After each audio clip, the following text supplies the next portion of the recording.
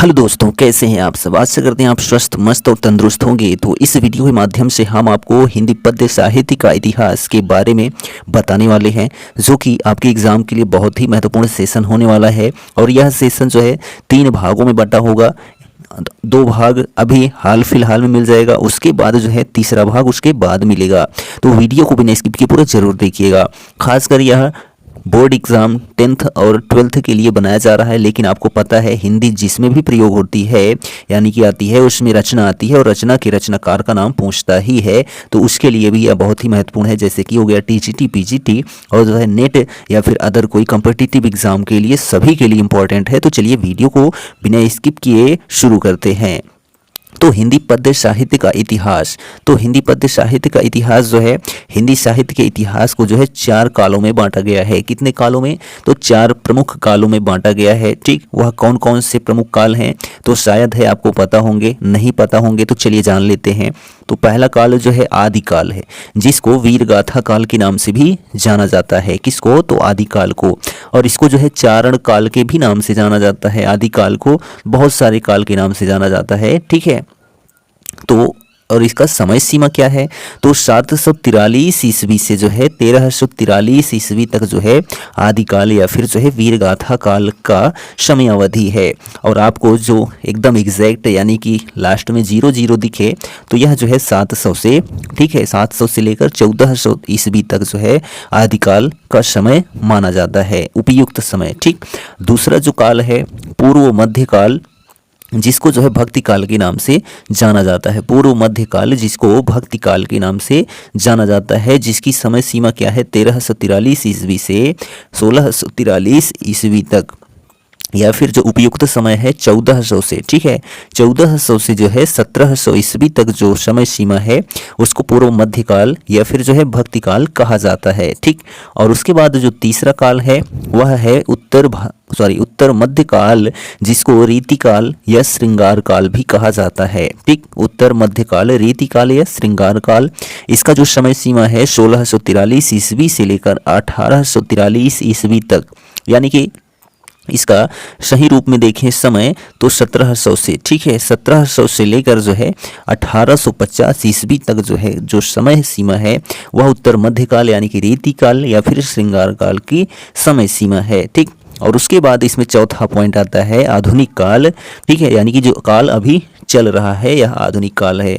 और इसकी समय सीमा जो है 1843 ईस्वी से जो है आज तक या अब तक या वर्तमान में। ठीक है, या फिर इसका जो सही रूप में देखें तो 1850 ईस्वी से लेकर अब तक जो चला आ रहा है वह सब क्या है? आधुनिक काल है।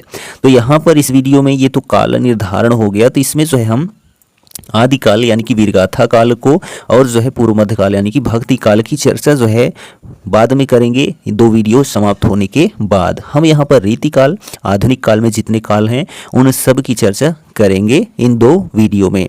तो चलिए, आधुनिक काल जो है वो बंट गया है किन में? तो भारतेंद्र युग में, द्विवेदी युग में, छायावादी युग में, प्रगतिवादी युग में और जो है प्रयोगवादी युग में और नई कविता युग में। तो यह जो है कुल 6 भागों में बंट गया है क्या? आधुनिक काल। तो अब आधुनिक काल में जितने काल हैं उनके बारे में चलिए देखते हैं। तो पहले यहाँ पर हम बात करते हैं रीतिकाल के। ठीक है, जो रीतिकाल का समय है 1700 से लेकर 1850 ईस्वी तक। तो रीतिकाल देखिए, रीतिकाल तो रीतिकाल आचार्य रामचंद्र शुक्ल ने जो है सन 1643 ईस्वी से 1843 ईस्वी तक के कालखंड को जो है रीतिकाल नाम दिया है।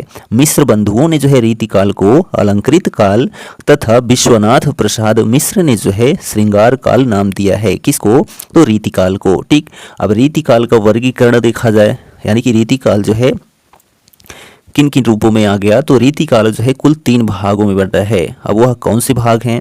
एक रीतिबद्ध है, दूसरा रीति सिद्ध है और तीसरा जो है रीति मुक्त है। ठीक, तो यह क्लास 10th वालों के लिए स्पेशली है। और जो है यहाँ पर जो रीतिकाल है क्लास 10th वालों के लिए स्पेशली है ही, और उसके साथ कॉम्पिटिटिव एग्जाम के लिए है। और उसके बाद बात करें तो जो है क्लास 11th वालों के लिए है। तो रीतिबद्ध जो है वर्ग में उन कवियों की रचनाएं आती हैं जो रीति के बंधन बंधे हुए हैं, अर्थात जो है जिन कवियों ने रीति ग्रंथों की रचना की है। प्रमुख कवियों में जो है चिंतामणि, देव, मतीराम, सुरती मिश्र, भिखारी दास, ग्वाल, सोमनाथ, जसवंत सिंह, दुल्ह, रसित गोविंद, कुलपति मिश्र आदि ये सभी कौन से कवि हैं? तो रीति बद्ध कवि हैं। ठीक है, चलिए। और उसके बाद दूसरा पॉइंट है रीति सिद्ध। इस वर्ग में वे कवि आते हैं जिन्होंने रीति ग्रंथों की रचना नहीं की, परंतु उन्हें रीति की भली भांति जानकारी थी तथा उन कवियों ने अपने काव्यों में उसका पूर्ण रूप से उपयोग किया है। रीति सिद्ध कवियों में बिहारी का नाम बड़े आदर के साथ लिया जाता है। इनकी एकमात्र रचना है बिहारी सतसई। किनकी? बिहारी की। तो यह जो है एक रीति सिद्ध कवि हैं। ठीक, चलिए। और उसके बाद देखिए रीति मुक्त। रीति मुक्त उन कवियों को कहा गया जो कवि रीति के बंधन से पूर्णतः मुक्त थे, जिन्होंने लक्षण ग्रंथों की रचना नहीं की। रीति मुक्त कवियों ने हृदय की स्वतंत्र वृत्तियों के आधार पर काव्य की रचना की। और रीति मुक्त कवियों में जो प्रमुख हैं आलम, बोध, धनानंद, ठाकुर आदि, ये सभी जो हैं रीति मुक्त कवि हैं। ठीक, तो यहाँ पर अगर हम बात करते हैं तो जो क्वेश्चन आता है अधिकतर रीतिबद्ध कवियों से और रीति जो है सिद्ध कवियों से। तो रीति सिद्ध में जो है आपके बिहारी हो गए और रीति बद्ध में जो है आपके चिंतामणि हो गए, देव हो गए, भिखारी दास हो गए, ये सभी जो हैं रीति बद्ध कवियों में आते हैं। ठीक, चलिए। तो यह जो है रीति बद्ध, रीति सिद्ध और रीति मुक्त जो है क्या है इसके बारे में था। अब यहाँ पर हम बात करते हैं रीतिकाल के प्रमुख कवि और उनकी रचनाओं की, जो आपके लिए जानना बेहद ज़रूरी है। तो देखिए केशवदास। तो केशवदास की जो प्रमुख रचना है, कविता है रामचंद्रिका, कवि प्रिया, रसिक प्रिया, विज्ञान गीता आदि। ठीक, तो ये सभी इंपॉर्टेंट रचनाएं हैं। भूषण की देखते हैं तो शिवराज भूषण, शिवा बावनी, छत्रसाल दशक, तो ये दोनों इंपॉर्टेंट हैं। यहाँ पर तो सभी इंपॉर्टेंट ही अटेंड किए गए हैं, तो वीडियो में किसी भी पॉइंट्स को आप स्किप नहीं कर सकते।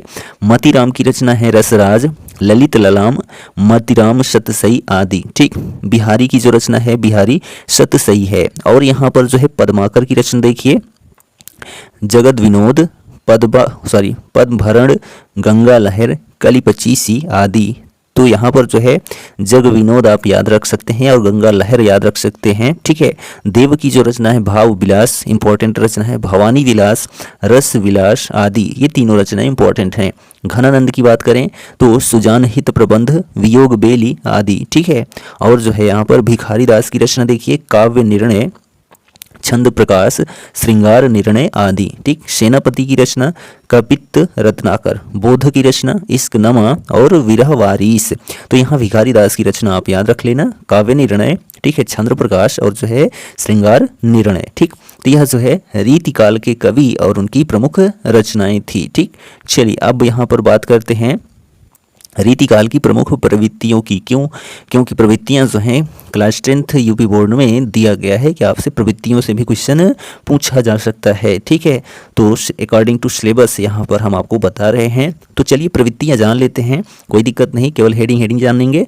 आश्रयदाताओं की प्रशंसा, यानी कि जो है रीतिकाल में किस चीज़ पर जो है वर्णन किया गया है, लिखा गया है। तो आश्रयदाताओं की प्रशंसा की गई है, यानी जहाँ पर कवि जिसके यहाँ रहता था उसकी प्रशंसा करता ही था। श्रृंगारिक रचनाओं की प्रमुखता, ठीक है, श्रृंगार का वर्णन किया जाता था।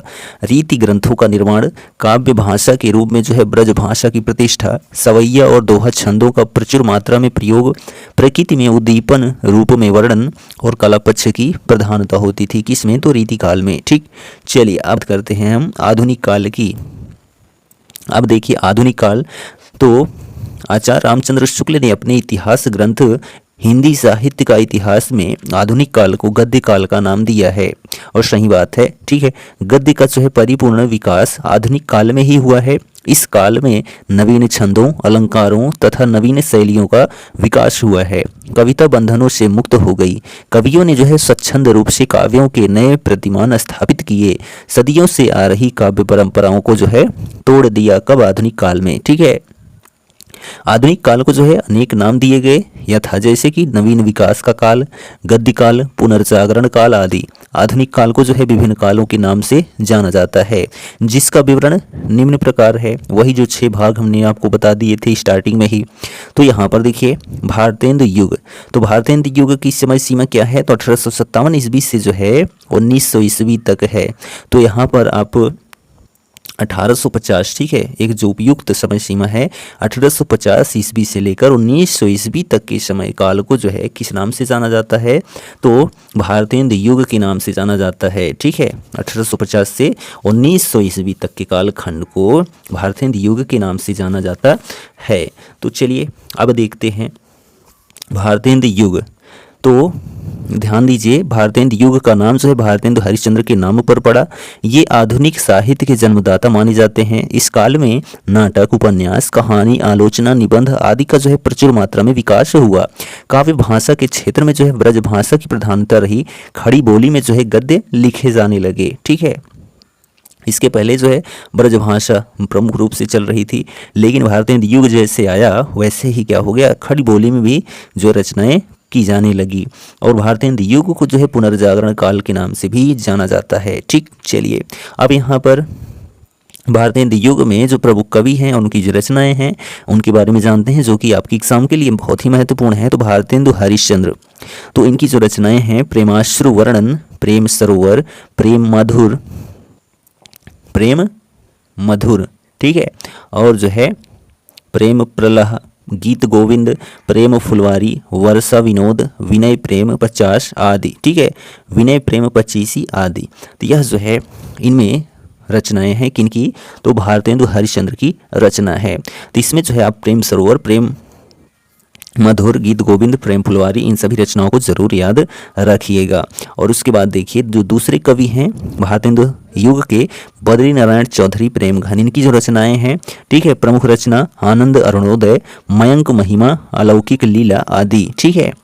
चलिए और उसके बाद देखिए प्रताप नारायण मिश्र की जो रचना है, ठीक, इनकी है मन की लहर, श्रृंगार विलास, प्रेम पुष्पावली। तो प्रेम पुष्पावली और मन की लहर आप जरूर याद रखिएगा। और उसके बाद देखिए अंबिका दत्त व्यास की रचना। तो अंबिका दत्त व्यास की जो रचना है हो होरी, शुरवि सतसई, पावस पचासा आदि, ठीक। राधाचरण गोस्वामी की रचना है नवभक्त पाल, ठीक है। तो यह जो है भारतेंदु युगीन कवि और उनकी रचनाएं थी प्रमुख, ठीक। अब चलिए बात करते हैं द्विवेदी युग की। किसकी? तो द्विवेदी युग की। और द्विवेदी युग का जो समय सीमा है 1900 से लेकर 1920 ईस्वी तक माना जाता है, ठीक है। तो इसको जो है जागरण सुधार काल के नाम से भी जाना जाता है। किसको? द्विवेदी युग को, ठीक। द्विवेदी युग का नाम आचार्य महावीर प्रसाद द्विवेदी के नाम पर पड़ा। आचार्य महावीर प्रसाद द्विवेदी जी ने जो है 1903 ईस्वी में सरस्वती पत्रिका के संस्थापक बने थे। पत्रिका के माध्यम से जो है उन्होंने ब्रज भाषा को त्याग कर खड़ी बोली में काव्य लिखने का सुझाव दिया। द्विवेदी जी ने जो है भाषा संस्कार, व्याकरण की शुद्धि, विराम चिन्हों का सही प्रयोग करने का सुझाव लेखकों एवं कवियों को दिया, ठीक। और यहाँ पर एक पॉइंट हम आपको बता देते हैं, आचार्य महावीर प्रसाद द्विवेदी जो कि 1903 ईस्वी में सरस्वती पत्रिका के संपादक थे। मोस्ट इंपॉर्टेंट टॉपिक है, इसको आप जरूर कंठस्थ कर लीजिएगा। अब बात करते हैं यहाँ पर द्विवेदी युग के प्रमुख कवि और उनकी रचनाएं। तो देखिए अयोध्या सिंह उपाध्याय, हरि अवध, तो इनकी जो प्रमुख रचनाएं हैं प्रिय प्रवास, मोस्ट इंपॉर्टेंट रचना है रस कलश, चुभते चौपदे, चोखे चौपदे, वैदेही वनवास और पद्म प्रसून। तो यहाँ पर प्रिय प्रवास, रस कलश और वैदेही वनवास आप जो है जरूर याद रखिएगा। उसके बाद देखिए मैथिली शरण गुप्त, इनकी जो है बहुत सारी रचनाएं हैं काव्य में, किनको किनको आप याद रखोगे तो हम यहाँ पर जो है मोस्ट इंपॉर्टेंट जो रचना है बता देते हैं। जयद्रथ वध, जय भारत, भारत भारती, विष्णु प्रिया, पंचवटी, द्वापर, साकेत, यशोधरा। तो यहाँ पर जो है जितनी रचना है सभी मोस्ट इंपॉर्टेंट हैं, आप जरूर याद रखिएगा। चलिए उसके बाद देखिए जगन्नाथ रत्नाकर, तो जगन्नाथ दास रत्नाकर की जो प्रमुख रचना है उद्धव शतक, हरिश्चंद्र, गंगावतरण और हिंडोला। तो यहाँ पर सभी रचनाएं प्रमुख हैं, उद्धव शतक और गंगावतरण मोस्ट इंपॉर्टेंट रचना है, ठीक। उसके बाद देखिए माखनलाल चतुर्वेदी की रचना हिमकिरीटनी, माता हिम तरंगिनी, समर्पण, युग चारण। तो यहाँ हिम किरीटनी और जो है हिम तरंगिनी को आप जरूर याद रखिएगा। किनकी रचना है? तो माखनलाल चतुर्वेदी की प्रमुख रचना है। उसके बाद देखिए सिया राम शरण गुप्त, इनकी जो रचना है मौर्य विजय, बापू, पूर्वादल, अनाथ, पाथेय, मृणमयी, विषाद और आरदा। ठीक, इसमें आप मौर्य विजय जरूर याद रख लीजिएगा। उसके बाद देखिए रामनरेश त्रिपाठी की रचना, इनकी जो है रचना मिलन, स्वप्न, मानसी और पथिक। ठीक, और उसके बाद देखिए बालकृष्ण शर्मा नवीन की रचना, इनकी जो रचना है कुमकुम, विनोअश, अस्तवन, उर्मिला, हम बिस्पाई जन्म के, अपलक, क्वासी, रश्मि रेखा। ठीक है, और उसके बाद देखिए सुभद्रा कुमारी चौहान की रचना, तो सुभद्रा कुमारी चौहान की जो रचना है त्रिधारा, मुकुल गया प्रसाद शुक्ल स्नेही, करुणा, कादम्बिनी, प्रेम पचीसी, कृषक कुंदन, त्रिशूल तरंग और राष्ट्रीय वीणा। ठीक है, तो यह किनकी रचना है? तो सुभद्रा कुमारी चौहान की रचना है। ठीक, चलिए अब बात करते हैं यहाँ पर हम छायावादी युग की, और छायावादी युग तक ही हम आपको बताएंगे, उसके बाद नेक्स्ट वीडियो में रहेगा। तो छायावादी युग जो कि 1920 से 1936 ईस्वी तक रहा, जिसको जो है छायावादी युग कहा गया। आपको 1938 भी कहीं कहीं मिल जाएगा। ठीक है, 1918 से 1938, तो आप भ्रमित मत होइएगा, वो भी छायावादी युग ही या छायावादी काल ही रहेगा। ठीक, तो द्विवेदी युग के बाद जो है छायावाद का युग का आगमन हुआ। आचार्य रामचंद्र शुक्ल ने जो है मुकुटधर पांडे को छायावाद का जनक माना है। छायावादी काव्यों में अनुभूति एवं चिंतन की प्रधानता रही है। छायावाद के प्रमुख आधार स्तंभ कवियों ने प्रसाद जी को, पंत जी को, निराला जी को और महादेवी वर्मा का नाम जो है उल्लेखनीय है। किसमें? तो छायावादी युग में। ठीक है, ये चार प्रमुख कवि हैं छायावादी युग के। तो देखिए जयशंकर प्रसाद, तो जयशंकर प्रसाद की जो रचना है झरना, कामायनी, आंसू और लहर। ठीक है, किनकी? जयशंकर प्रसाद की। झरना, आंसू, लहर, कामायनी, ये सभी प्रमुख रचनाएं हैं जयशंकर प्रसाद की। ठीक, और उसके बाद बात करते हैं उर्वशी भी इनकी एक रचना है, तो वह नहीं पूछी जाती। रामधारी सिंह दिनकर की पूछी जाती है उर्वशी। अब उसके बाद देखिए सूर्यकांत त्रिपाठी निराला की जो रचना है परिमल, गीतिका, अनामिका, तुलसीदास, तो यह प्रमुख रचनाएं हैं किनकी? तो सूर्यकांत त्रिपाठी निराला की। ठीक है, कुकुरमुत्ता भी आपको क्वेश्चन मिलता है, तो यह जो है सरोज स्मृति भी देखने को मिल जाएगा आपको कि किनकी रचना है, तो सूर्यकांत त्रिपाठी निराला की रचना है। उसके बाद देखिए यहाँ पर सुमित्रा नंदन पंत की रचना, तो ग्रंथि, वीणा, उच्छ्वास, गुंजन, पल्लव, तो यह जो है रचनाएं प्रमुख किनकी हैं? तो सुमित्रा नंदन पंत की रचनाएं हैं। ठीक है, और कला और बूढ़ा चांद भी इनकी जो रचना है। ठीक, और इनकी जो रचनाएं हैं लोकायतन हो गई, चिदम्बरा हो गई। ठीक है, इनकी जो है प्रमुख रचनाएं हैं। और उसके बाद बात करते हैं यहाँ पर लास्ट में महादेवी वर्मा की। इनकी जो रचना है यामा, नीरजा, शांति गीत, निहार, रश्मि। ठीक है, किनकी? तो महादेवी वर्मा की, और इनको जो है यामा रचना पर ज्ञानपीठ पुरस्कार भी प्राप्त हो चुका है। यह जो है छायावादी युग तक प्रमुख कवि और उनकी जो है प्रमुख रचनाएं था। ठीक, इसके बाद जो है हम चर्चा करेंगे नेक्स्ट वीडियो में, यानी दूसरे भाग में, और जो आदिकाल है और भक्ति काल है उसको उसके बाद चर्चा करेंगे। तो वीडियो कैसा लगा कमेंट करके जरूर बताइए, और इसको अपने दोस्तों में भी शेयर कर दीजिएगा। मिलेंगे नेक्स्ट वीडियो में, तब तक के लिए जय हिंद।